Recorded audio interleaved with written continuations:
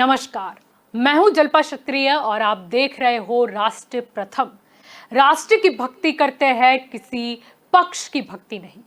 नीतीश कुमार के एनडीए गठबंधन से बाहर होने के बाद नीतीश कुमार तेजस्वी यादव महागठबंधन सरकार के खिलाफ शंखनाद करने के लिए गृहमंत्री अमित शाह आज 2 दिवसीय दौरे पर बिहार पहुंच गए। नीतीश कुमार के खिलाफ शंखनाद की शुरुआत करने के लिए गृहमंत्री अमित शाह ने बिहार के उस सीमांचल इलाके को चुना है जिसे अल्पसंख्यक बहुल होने के कारण महागठबंधन का मजबूत इलाका माना जाता है। गृहमंत्री अमित शाह के बिहार जाने के एक दिन पहले पीएफआई पर की गई बड़ी कार्यवाही को अहम माना गया है, क्योंकि पूर्णिया पश्चिम बंगाल की सीमा से सटा हुआ इलाका है जहां की बड़ी संख्या में घुसपैठ होती है। माना जा रहा है कि इस एरिया में अवैध बांग्लादेशी और रोहिंग्या बड़ी संख्या में बंगाल के रास्ते बिहार में दाखिल होते हैं। सूत्रों ने बताया कि पीएफआई अवैध घुसपैठ करने वालों को आईडी कार्ड से लेकर तमाम कागजात उपलब्ध करवाता है, जिससे कि उन्हें भारत में रहने में कोई परेशानी ना हो। अब आपको याद दिला दे कि अगस्त में सत्ता छीन जाने से भाजपा को बड़ा झटका लगा था। पार्टी ने इससे करीब 1 महीने पहले ही पटना में 2 दिवसीय सम्मेलन किया था, जिसमें शाह और भाजपा अध्यक्ष जेपी नड्डा ने शिरकत की थी। भाजपा पर पूर्व केंद्रीय मंत्री आरपीसी के जरिए जेडीयू को तोड़ने की कोशिश करने का आरोप भी लगा था। तो दूसरी ओर केंद्रीय मंत्री गिरिराज सिंह शाह के दौरे की तैयारियों की निगरानी के लिए पिछले कुछ समय से सीमांचल में डेरा डाले हुए हैं। वह सीमांचल में कथित जनसांख्यिक परिवर्तन और पॉपुलर फ्रंट ऑफ इंडिया यानी कि पीएफआई की गतिविधियों पर टिप्पणियों के कारण हाल में सुर्खियों में रहे। पीएफआई का खुलासा होता है, पकड़े जाते हैं। वो कहता है इस साल तक भारत मुस्लिम राष्ट्र होगा। ये सांप्रदायिक सौहार्द बना रहे हैं कि सांप्रदायिक सौहार्द बिगाड़ रहे हैं? मैं आपके माध्यम से प्रश्न पूछना चाहता हूँ। इसी पटना में, इसी बिहार के राजधानी में 2013 में नीतीश कुमार मुख्यमंत्री थे। गांधी मैदान में नरेंद्र मोदी की हत्या की साजिश, सीरियल बम ब्लास्ट हुआ था। कौन थे? एक खास संप्रदाय के लोग थे और उन लोगों ने साजिश की थी। तो भारत को गजवाए हिंद बनाने की साजिश ये जदयू और आरजेडी की सरकार में हो रही है और सांप्रदायिक सौहार्द हम बिगाड़ रहे हैं। जब तक गिरिराज जैसा भारतीय जनता पार्टी का कार्यकर्ता है, अगर हमारी सरकार आएगी तो हम ऐसे मजहबी कानून को हटाएंगे।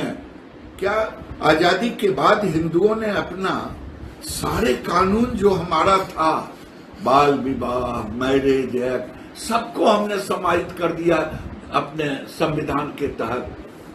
और आज यहां मजहबी कानून, शरिया कानून, ये भारत में, बिहार में कभी शरिया कानून लागू होने नहीं देंगे।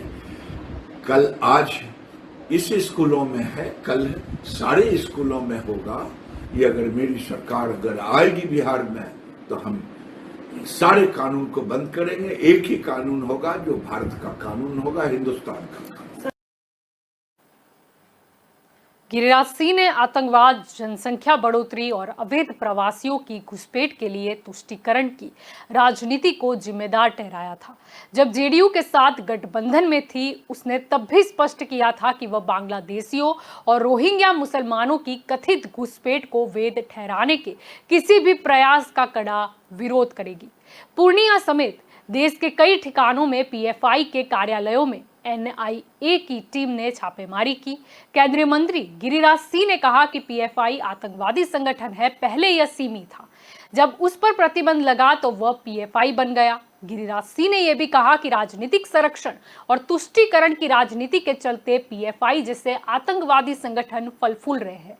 आगे उन्होंने ये भी कहा कि जब फुलवारी शरीफ में पुलिस ने कुछ लोगों को पकड़ा और वहां से जो दस्तावेज मिले, उससे स्पष्ट हो गया है कि ये लोग देश को तोड़ने की बात कर रहे हैं, पूरे देश को मुस्लिम राष्ट्र बनाना चाहते हैं और इसके लिए ये जन भावना को भड़काकर यहाँ माहौल बिगाड़ रहे हैं। इसके लिए उन्हें बाहर से फंडिंग भी होती है।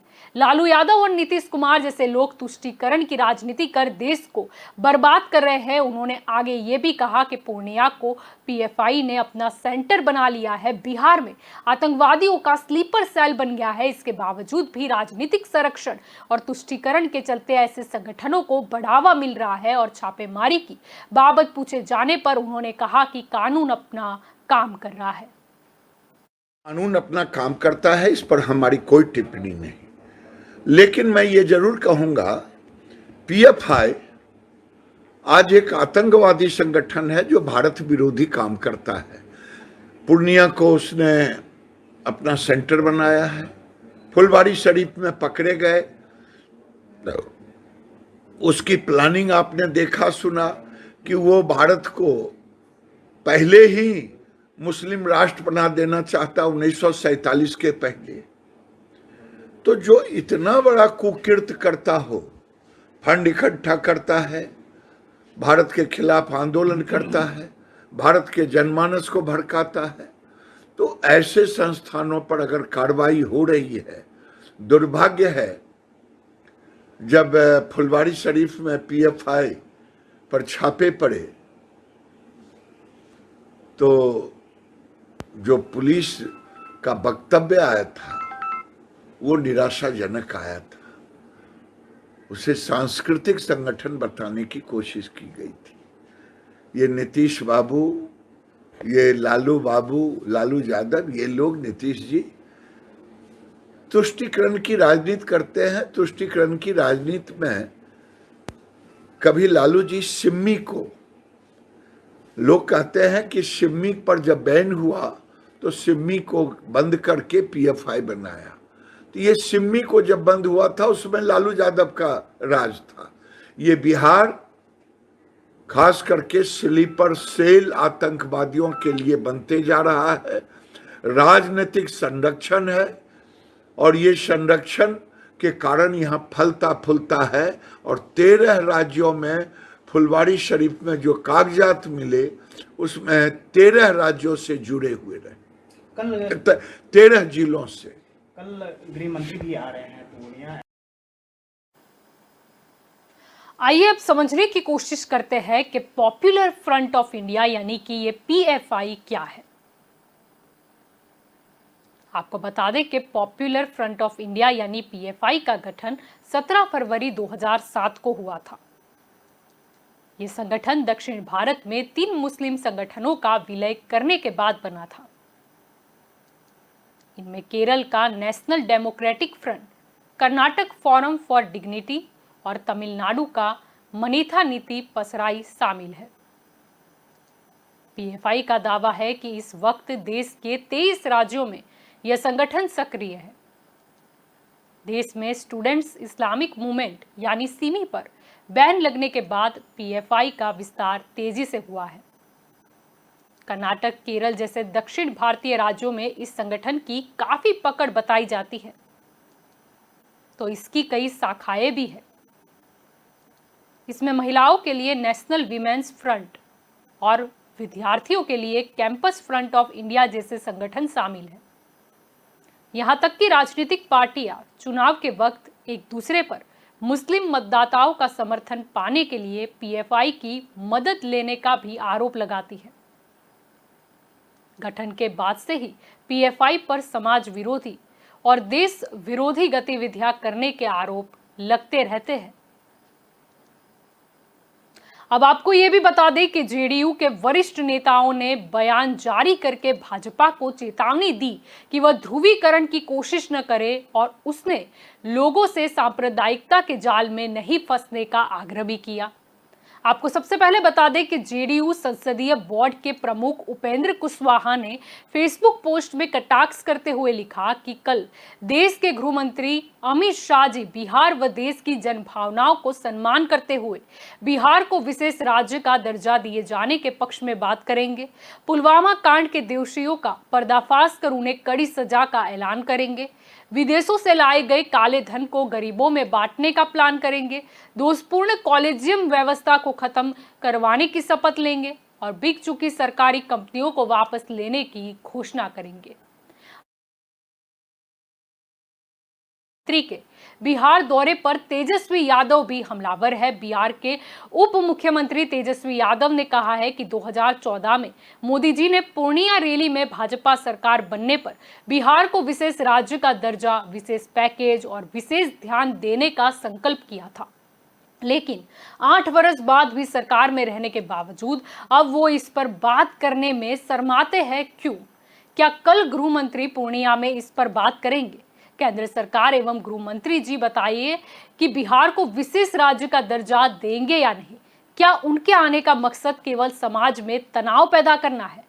और इसके साथ एक वीडियो भी उन्होंने शेयर किया।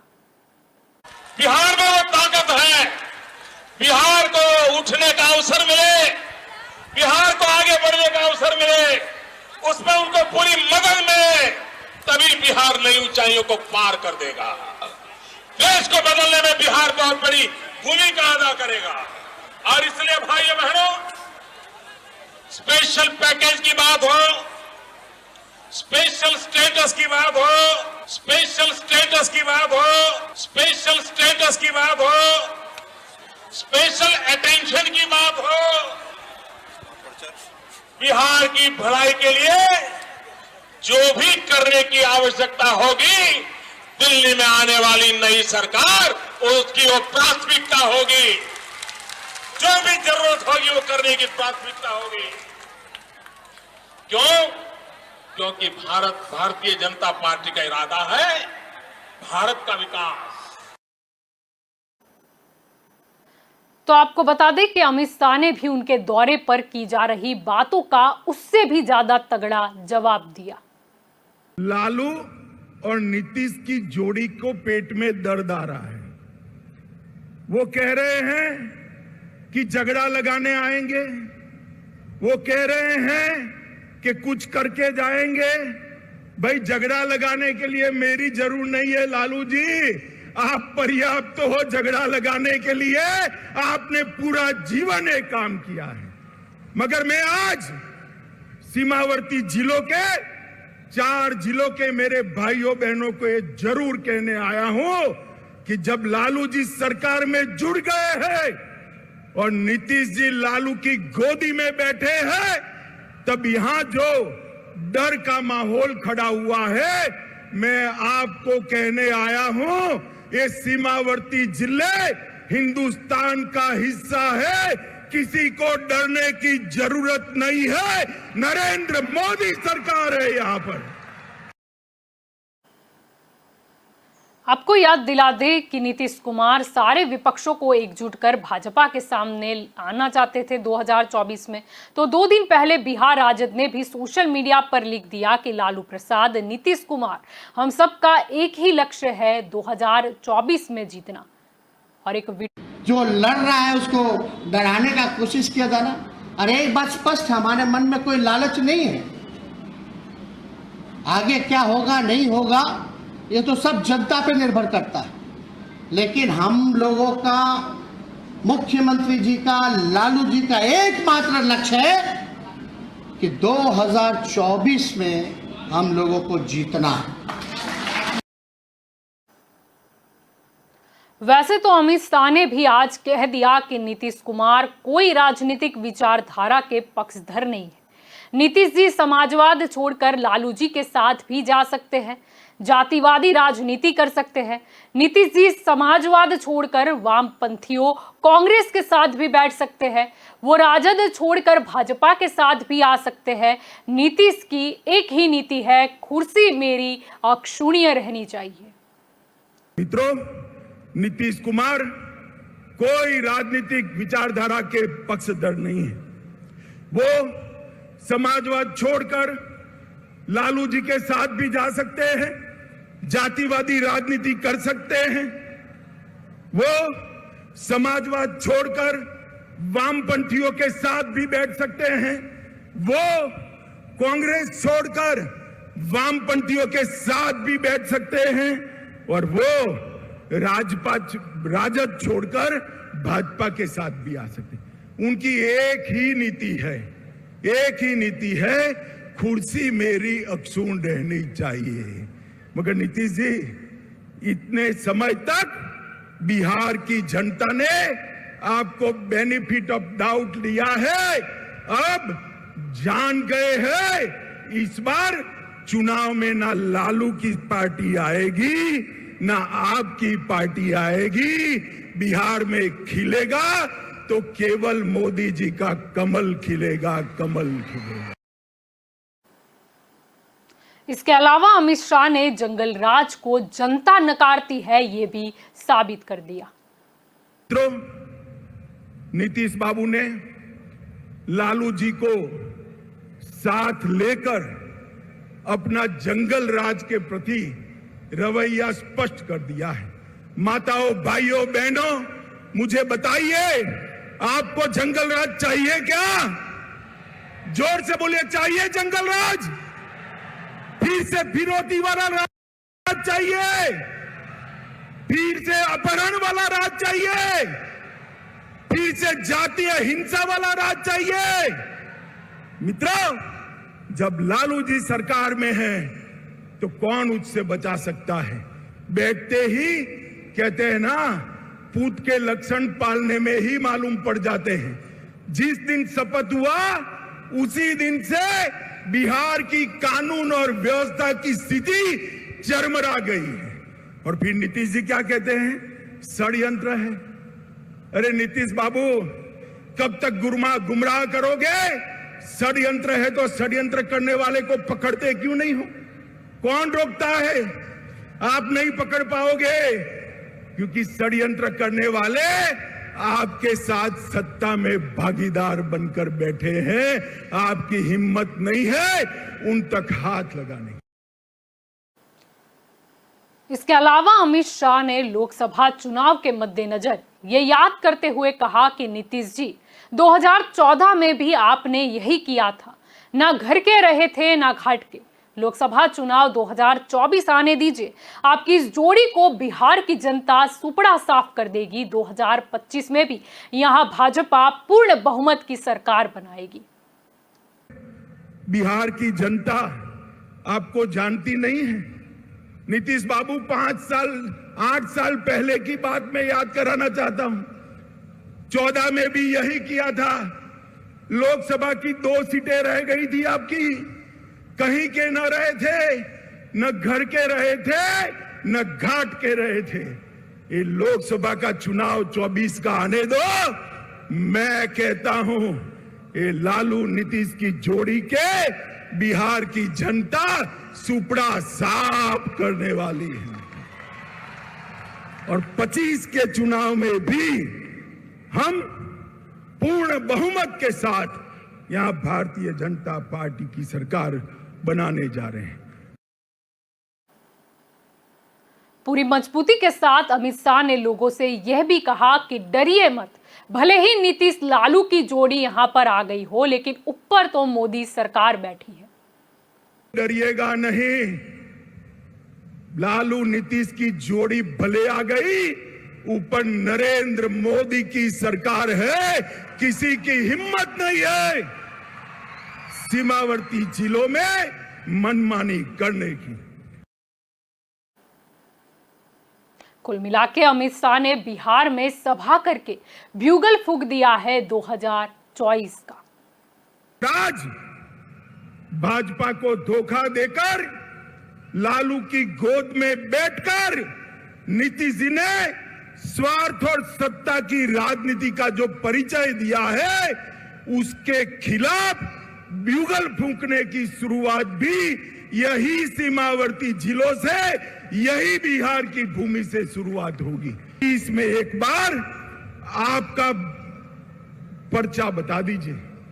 24 में एक बार बिहार अपना फैसला सुना दे कि बिहार में अब अगर शासन चलेगा तो नरेंद्र मोदी जी के नेतृत्व में भारतीय जनता पार्टी का शासन चलेगा। ये फैसला एक बार 24 में सुना दीजिए, 25 अपने आप सेट चले। अब 2024 यानी कि 2024 क्योंकि जनता की ही चॉइस होगी, लेकिन इस बारे में इतने दावे क्यों हो रहे हैं, या फिर 2024 में बिहार में मजबूत होना भाजपा के लिए क्यों जरूरी है, यह समझने की कोशिश करते हैं। आपको बता दें कि बिहार के मद्देनजर लोकसभा चुनाव क्यों मायने रखता है, तो साल 2019 में हुए लोकसभा चुनाव में बिहार की 40 लोकसभा सीट में से 39 पर एनडीए ने जीत हासिल की थी। आपको बता दें कि तब एनडीए में बीजेपी के साथ जेडीयू और लोजपा भी थी। इन 39 सीट में से जेडीयू ने 16 सीटें जीती थी। सीएम नीतीश कुमार के अलग होने से एनडीए को 16 सीटों का नुकसान हो चुका है। अब चिराग पासवान और लोजपा यानी कि पारस गुट को जोड़ लेने पर एनडीए के पास कुल 23 सीट है।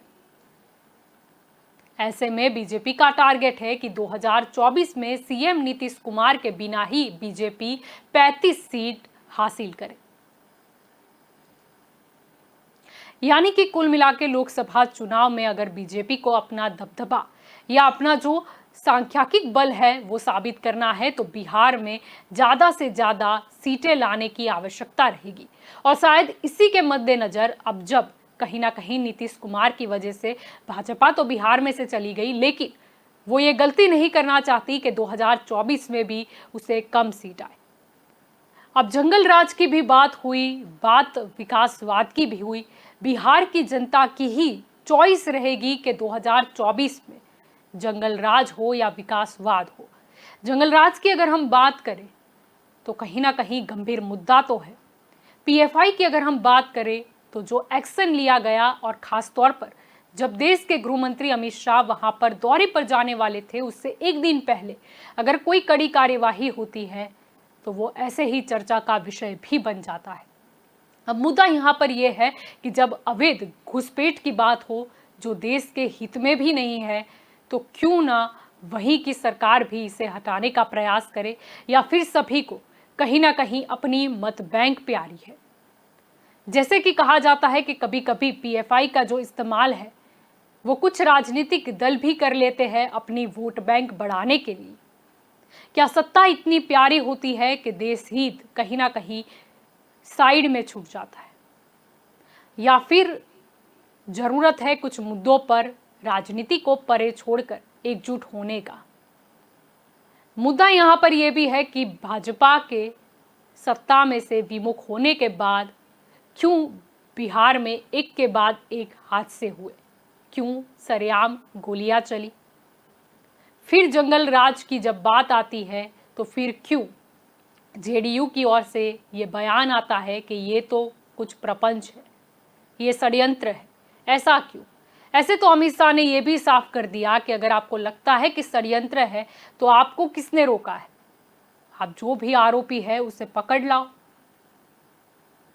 इसका कोई जवाब है क्या? नीतीश कुमार तो एकजुट होने निकले थे, विपक्ष को एक करने निकले थे, लेकिन क्या वो अपना बिहार बचा पाएंगे 2024 में?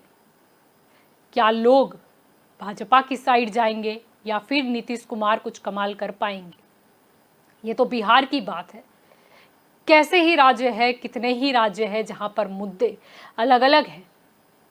इसीलिए ये जनता पर निर्भर करता है कि आखिरकार जनता किसे सत्ता पर देखना चाहती है।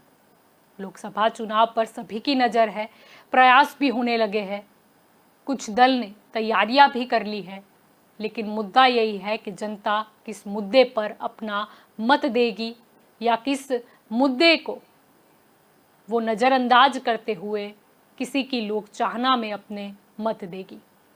अब देखना यही होगा कि आगे बिहार में क्या होता है।